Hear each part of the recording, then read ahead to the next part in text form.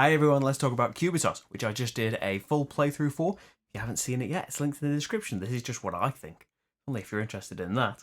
So what do I think? I really enjoy Cubitos. I'll say at the same time, it's really frustrated me at times, but I feel like anything that I say that has kind of irked me, you could kind of say of dice games. It's a dice race game. It's done really cleverly in a kind of similar way to automobiles from this a few years ago now, is it? It's David Short, the designer of that, where it was like a bag building game where you had all these different colours of cubes, and depending on your game, you drew cards at the start of the game to define what those cubes meant. And so here, it's doing that kind of system, but with dice instead. And so all of the dice faces are the same configurations, the same odds, but what they actually represent is different. Marty's crushing a rulebook, bear with me.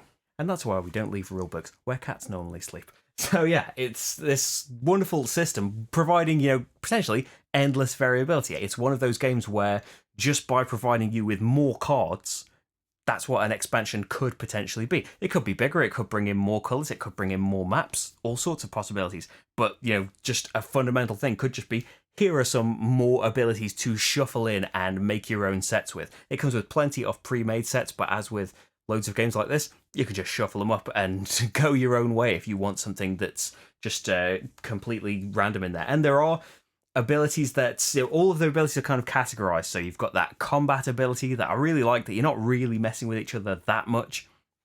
It's just a competition to see who has the most sword symbols on your combat dice, and they get to do the ability and no one else does, but they lose a die for next time, so they're less likely to win it in the future.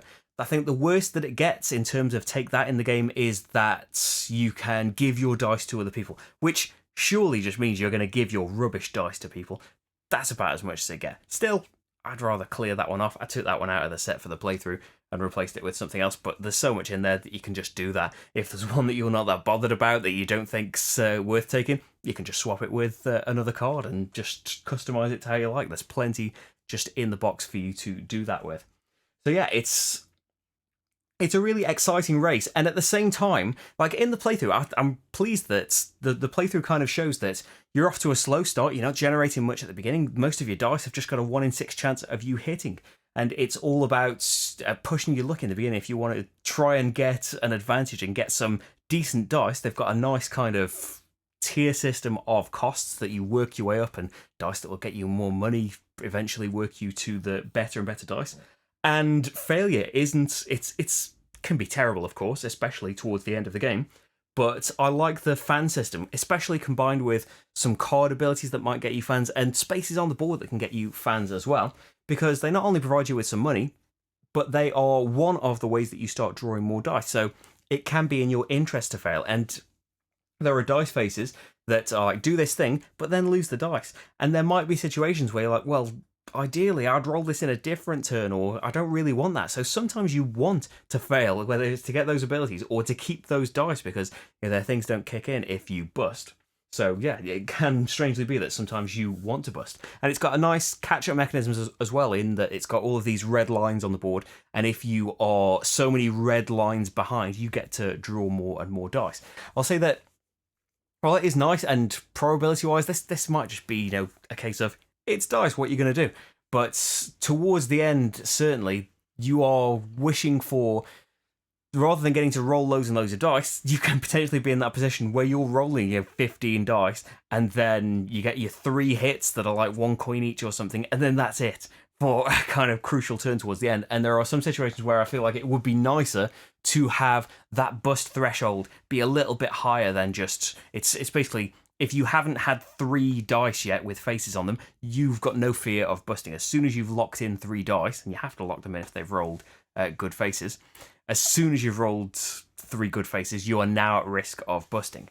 And yeah, that is just kind of the dice, though. But I was back to the playthrough. The playthrough, I think, did a really good job of showing the game at its best, really. It was, there were times where there were big gaps between us, but I think it ended up kind of a close finish, another round or two, and I think it would have been very different. Whereas it can just go, and this is dice games. It can go in a situation where you're just miles behind, and any catching up you're going to do at this point there can be some miracles. The other person can keep busting and you can catch up a little bit. And it has got that excitement. But there are times where you are just kind of sitting there, still just rolling nothing. You buy dice, you buy some really expensive dice, and their face never come up the entire game. There is a 1 in 3 chance. I think it's the worst odds of you rolling. The 1 in 6 is the dinosaur dice. That's your worst chance. You can have like 10 rounds of you just never rolling that face. It's just dice, isn't it? That's just the way it can go sometimes. Sometimes you might just end up left behind and you're just going to have to enjoy watching the other people try and push their luck and stuff. Or you just go for it and you just push no matter what and just hope that something funny happens. You can have those games with it.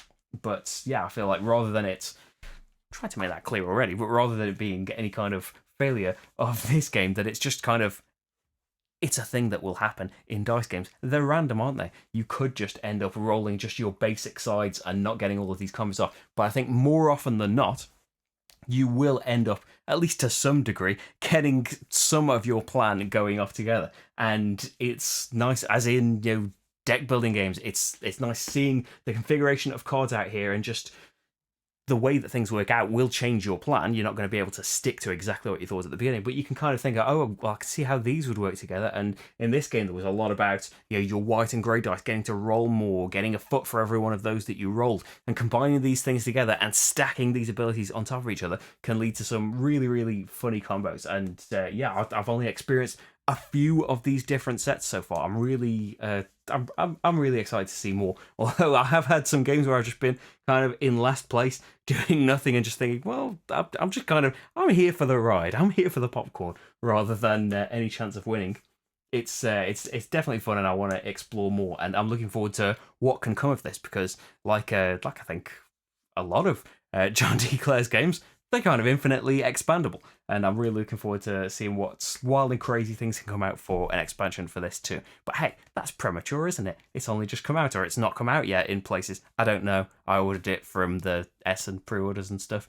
Don't shoot me. Go on BGG and stuff and find out when it's actually coming out. I think it's great though. Cubitos, watch the playthrough if you haven't already. That will answer the question of whether you might like it or not. I'm just yapping, aren't I? I've got a cat crushing my rulebook. What do I know? Thank you very much for watching, though, and I'll see you for the next game. Bye, everyone.